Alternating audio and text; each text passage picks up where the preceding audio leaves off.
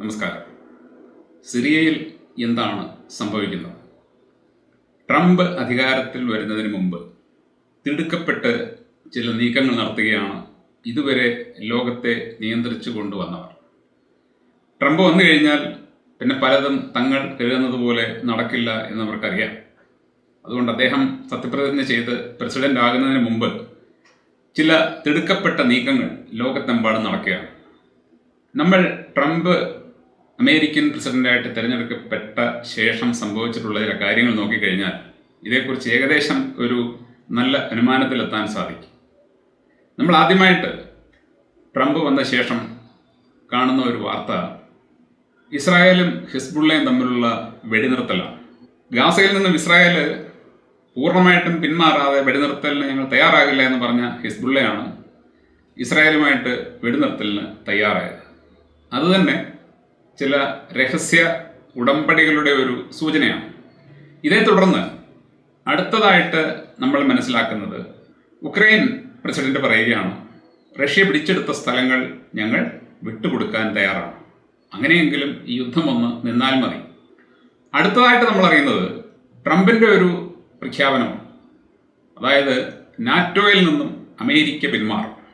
NATO എന്ന് പറയുന്ന സഖ്യത്തിൽ നിന്നും അമേരിക്കൻ സേനയെ പിൻവലിക്കുമെന്നും നാറ്റോയ്ക്ക് ഫണ്ട് ചെയ്യുന്നത് അമേരിക്ക നിർത്തുമെന്നും ട്രംപ് പറഞ്ഞിരിക്കുന്നു. അത് കഴിഞ്ഞ് നമ്മൾ കേൾക്കുന്നത് പുട്ടിൻ്റെ ഒരു ആശങ്കയാണ്. ട്രംപ് സൂക്ഷിക്കണമെന്നും അദ്ദേഹം കൊല്ലപ്പെടാൻ സാധ്യതയുണ്ട് എന്നുമാണ് റഷ്യൻ പ്രസിഡന്റ് പുടിൻ പറയുന്നത്. ഇതും കഴിഞ്ഞാണ് യുണൈറ്റഡ് നേഷൻസ് ഇതുവരെ ചെയ്യാതിരുന്ന ഒരു കാര്യം ചെയ്യുന്നത്. അതായത് സ്വതന്ത്ര പലസ്തീൻ ഉണ്ടാകണം എന്നൊരു പ്രമേയം അവരുണ്ടാക്കും. ഒപ്പം തന്നെ ഇസ്രായേൽ ഗാസയിൽ നിന്നും പൂർണ്ണമായിട്ടും പിന്മാറണമെന്നും ആ പ്രമേയം ആവശ്യപ്പെടുന്നു. ഇന്ത്യ ഉൾപ്പെടെ 150-ലധികം രാജ്യങ്ങളാണ് ആ പ്രമേയത്തിൽ ഒപ്പുവെച്ചത്. ഇത്രയും സംഭവങ്ങൾ നടന്നു കഴിഞ്ഞാണ് സിറിയൻ പ്രശ്നം ആരംഭിക്കുന്നത്. അതായത് സിറിയയിൽ പ്രശ്നം നേരത്തെ തന്നെ ഉണ്ട്. പക്ഷെ ഇപ്പോൾ കാണുന്ന പെട്ടെന്നുള്ള ഒരു വിമതരുടെ കടന്നുകയറ്റം, എന്നാൽ ഈ വാക്ക് പ്രത്യേകമായി ശ്രദ്ധിക്കണം. സിറിയയിൽ കടന്നു കയറിയ തീവ്രവാദികളെ മാധ്യമങ്ങൾ വിളിക്കുന്നത് വിമതസേന എന്നാണ്. എന്നാൽ ഹിസ്ബുള്ളയെയും ഹമാസിനെയും ഒക്കെ അവർ വിളിക്കുന്നത് തീവ്രവാദി സംഘടനകളെന്നാണ്. എന്തുകൊണ്ടാണ് ഇവര് വിമതരായി പോയത്? സിറിയ ഭരിച്ചുകൊണ്ടിരിക്കുന്ന സർക്കാരിനെ അട്ടിമറിക്കാൻ കയറിയ സായുധ ടെററിസ്റ്റുകളെ എന്തുകൊണ്ടാണ് അവർ വിമതരെന്ന് വിളിക്കുന്നത്? കാരണം വളരെ സിമ്പിളാണ്. അമേരിക്കയുടെയും ഇസ്രായേലിൻ്റെയും ആൾക്കാരാണ് ഇപ്പോൾ അവിടെ കയറിക്കൂടിയ വിമതർ. അപ്പോൾ ഈ വിമതർ അവിടെ കയറി ഈ അഭ്യാസമെല്ലാം നടത്തിയിട്ടും ഇതുവരെ സിറിയയ്ക്ക് പ്രൊട്ടക്ഷൻ കൊടുത്തുകൊണ്ടിരുന്ന ഇറാനും ഹിസ്ബുള്ളയും റഷ്യയും ഒന്നും തന്നെ അവരെ സഹായിക്കാനായിട്ട് ചെല്ലുന്നില്ല. അങ്ങനെ വളരെ സുഖമായിട്ട് ഈ വിമതർ അവിടെ കയറി അവിടുത്തെ പ്രസിഡന്റിനെ നാടുപിടിപ്പിച്ചു. അവരിപ്പോൾ സിറിയ സ്വതന്ത്ര രാജ്യമായിട്ട് മാറിയെന്നും അവിടെ ജനാധിപത്യം വരാൻ പോകുന്നതെന്നുമൊക്കെ പറയുകയുമാണ്.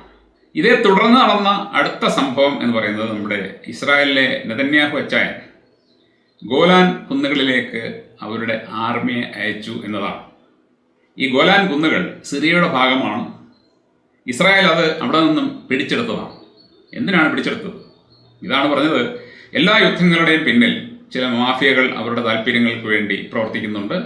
അവരുടെ താല്പര്യങ്ങൾക്ക് വേണ്ടി മാത്രമാണ് എപ്പോഴും യുദ്ധം നടക്കുന്നത്. ഈ ഗോലാൻ കുന്നുകളിൽ വൻ എണ്ണ നിക്ഷേപമുണ്ട്, വൻ പെട്രോളിയം നിക്ഷേപം. അതിനുവേണ്ടിയാണ് ഇസ്രായേൽ അത് പിടിച്ചെടുത്തത്. പക്ഷേ ഇത്ര നാളും അവർക്ക് അവിടെ നിന്നും ഒരു തുള്ളി എണ്ണ പോലും എടുക്കാൻ സാധിക്കാഞ്ഞത് ഹിസ്ബുള്ളയുടെ ശക്തമായ എതിർപ്പ് മൂലമാണ്. അവിടെ എന്തെങ്കിലും ചെയ്യാൻ ഇസ്രായേൽ തുനിഞ്ഞാൽ ഹിസ്ബുള്ള ആക്രമിക്കും. അങ്ങനെ ഗോലാൻ കുന്നുകൾ ഉപയോഗിക്കാൻ പറ്റാതെ ഇരുന്ന ഇസ്രായേൽ അത് പോകുന്നെങ്കിൽ പോട്ടെ എന്ന് പറഞ്ഞുകൊണ്ടാണ് ഗാസയിലേക്ക് കയറിയത്. ഗാസയിലെ പെട്രോളിയവും പ്രകൃതിവാദവും സ്വന്തമാക്കാൻ വേണ്ടി ശ്രമിച്ചു. എന്നാൽ ഇപ്പോൾ അത് സാധ്യമല്ലാത്ത ഒരു സാഹചര്യത്തിലേക്ക് എത്തിയിരിക്കുകയാണ്. കാരണം യുണൈറ്റഡ് നേഷൻസ് ഒരു പ്രമേയം പാസാക്കി പലസ്തീൻ സ്വതന്ത്ര രാജ്യമായിട്ട് മാറണം എന്ന് ആവശ്യപ്പെട്ടിരിക്കുകയാണ്. അമേരിക്കയിൽ ഭരണമാറ്റം വന്നിരിക്കുകയാണ്. ട്രംപ് അധികാരത്തിൽ വന്നു കഴിഞ്ഞാൽ ഇതുവരെ ഓരോ രാജ്യങ്ങൾക്കും കൊടുത്തുകൊണ്ടിരുന്ന സൈനിക സഹായങ്ങളും ധനസഹായങ്ങളും ഒക്കെ നിർത്തൽ ചെയ്യുമെന്ന് പറയുന്നുണ്ട്. അപ്പോൾ അതിനൊക്കെ മുമ്പ് തന്നെ എല്ലാ കാര്യങ്ങൾക്കും ഒരു തീരുമാനമുണ്ടാകണം. അങ്ങനെയാണെന്നുണ്ടെങ്കിൽ നമ്മൾ മനസ്സിലാക്കുന്നത് അമേരിക്ക, റഷ്യ, ഇറാൻ, ഇസ്രായേൽ എന്നീ രാജ്യങ്ങളുടെ ഇടയിൽ ഒരു രഹസ്യധാരണ ഉണ്ടായിട്ടുണ്ട്. ആ രഹസ്യധാരണയുടെ അടിസ്ഥാനത്തിൽ തന്നെയാണ് ഇസ്രായേലും ഹിസ്ബുള്ളയും തമ്മിലുള്ള വെടിനിർത്തൽ വന്നതും അതുപോലെ തന്നെ ഇപ്പോൾ സിറിയയിലേക്ക് ഈ വിമത സേന കടന്നു കയറിയപ്പോൾ റഷ്യയോ ഇറാനോ അതിൽ ഇടപെടാതെ മാറി നിൽക്കുന്നതും ഇനി സിറിയക്കാരുടെ കാര്യം സ്വന്തമായിട്ട് നോക്കണമെന്ന് ഒക്കെ പറഞ്ഞത്. അപ്പോൾ ഇവരുണ്ടാക്കിയ ഈ രഹസ്യ ധാരണയുടെ അടിസ്ഥാനത്തിൽ ഒരുപക്ഷെ സംഭവിക്കാൻ പോകുന്നത് ഇതായിരിക്കാം. അമേരിക്കയും ഇസ്രായേലും സ്വതന്ത്ര പലസ്തീൻ ഉണ്ടാകാൻ സമ്മതം കൊടുക്കുന്നു. അങ്ങനെ സ്വതന്ത്ര പലസ്തീൻ നിലവിൽ വരുന്നു. ഈ സ്വതന്ത്ര പലസ്തീൻ രാജ്യത്തിന്മേൽ അധികാരമോ നിയന്ത്രണമോ ഉണ്ടായിരിക്കുക മിക്കവാറും ഇറാന് തന്നെയായിരിക്കും. അതായത് ഇറാൻ്റെ ഒരു മേൽനോട്ടത്തിൽ പലസ്തീൻ രാജ്യം മുമ്പോട്ട് പോകുന്ന ഒരു സാഹചര്യം ഉണ്ടാകാൻ പോവുകയാണ്. അതുകൊണ്ടാണ് ഗോലാൻ കുന്നുകളിൽ ഇനി ഹിസ്ബുള്ള അങ്ങോട്ട് കടന്നു കയറി ആക്രമിക്കുന്നില്ല. പകരം ഇസ്രായേൽ സ്വതന്ത്ര പലസ്തീനു വേണ്ടി വിട്ടുവീഴ്ചയ്ക്ക് തയ്യാറാകുന്നു. അതുപോലെ തന്നെ റഷ്യ ഉക്രൈനിൽ നിന്നും പിന്മാറും. റഷ്യ പക്ഷേ പിടിച്ചെടുത്ത ഉക്രൈൻ പ്രദേശങ്ങൾ വിട്ടുകൊടുക്കാൻ തയ്യാറാകുന്നില്ല. അതിന് ബദലായിട്ട് ഗോലാൻ കുന്ന് ഇസ്രായേൽ സ്വന്തമാക്കുന്നു. ഇനി അവർക്ക് അവിടെ നിന്നും എണ്ണയെടുക്കുന്ന കാര്യത്തിൽ ഹിസ്ബുള്ളയുടെ ഭാഗത്തു നിന്നും യാതൊരു എതിർപ്പും ഉണ്ടാകാൻ പോകുന്നില്ല. അതുപോലെ ഗാസയിലെ പ്രകൃതിവാതകവും എണ്ണയും ഇറാനും റഷ്യയും ചേർന്ന് പലസ്തീനു വേണ്ടി ഖനനം ചെയ്തെടുത്ത് വിൽക്കുന്ന ഒരു സാഹചര്യത്തിലേക്ക് എത്തുന്നു. ഇതും കൂടാതെ സിറിയ, റഷ്യ, ഇറാൻ എന്നീ രാജ്യങ്ങൾക്കെതിരെ അമേരിക്ക ഏർപ്പെടുത്തിയിരിക്കുന്ന ഉപരോധം അവർ പിൻവലിക്കുന്നു. ഉപരോധം പിൻവലിക്കുമ്പോൾ ഈ രാജ്യങ്ങൾക്ക് ഉണ്ടായിരുന്ന സാമ്പത്തിക പ്രശ്നങ്ങളും അതുമൂലം ഉണ്ടായിട്ടുള്ള ബുദ്ധിമുട്ടുകളും ഒന്നടങ്കം മാറും. അതുകൂടാതെ ഇപ്പോൾ സിറിയയിൽ നടന്ന ഈ അട്ടിമറിക്ക് മറ്റൊരു വലിയ ലക്ഷ്യം കൂടിയുണ്ട്. അത് ആയുധ മാഫിയകളുടെ ലക്ഷ്യമാണ്. റഷ്യയിലും അമേരിക്കയിലും ഒക്കെയുള്ള ആയുധ മാഫിയകൾക്ക് ഒരു വൻ കച്ചവട സാധ്യതയാണ് ഇപ്പോൾ ഈ അട്ടിമറി തുറന്നു കൊടുത്തിരിക്കുന്നത്.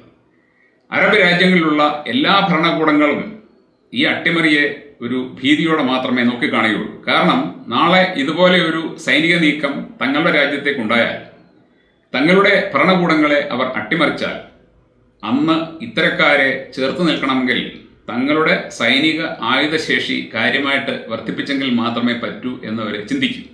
ആ ഒരു ചിന്ത തന്നെ സഹസ്ര കോടിക്കണക്കിന് ഡോളറിൻ്റെ ആയുധ വ്യാപാരം നടത്തും. ഈ ആയുധ വ്യാപാരത്തിൻ്റെ ഗുണഭോക്താക്കൾ പ്രധാനമായിട്ടും അമേരിക്കയും ഇസ്രായേലും അതുപോലെ തന്നെ ഇറാനും റഷ്യയും ആയിരിക്കും. അപ്പോൾ ഇങ്ങനെ പലവിധ കച്ചവടങ്ങൾക്കും പലവിധ നീക്കുപോക്കുകൾക്കുമൊക്കെ വേണ്ടിയുള്ള ട്രംപ് അധികാരത്തിൽ വരുന്നതിന് മുമ്പ് നടത്തപ്പെടേണ്ട ചില നീക്കങ്ങളുടെ ഭാഗമായിട്ടാണ് ഇപ്പോൾ സിറിയയിൽ ഇങ്ങനെയൊരു സംഭവം നടന്നതെന്ന് നമുക്ക് ന്യായമായിട്ടും അനുമാനിക്കാം. എങ്കിലും സംഭവിക്കാൻ പോകുന്ന കാര്യങ്ങൾ നമുക്ക് കാത്തിരുന്ന് മാത്രമേ കാണാൻ പറ്റൂ. അപ്പോൾ കാത്തിരുന്ന് കാണാം.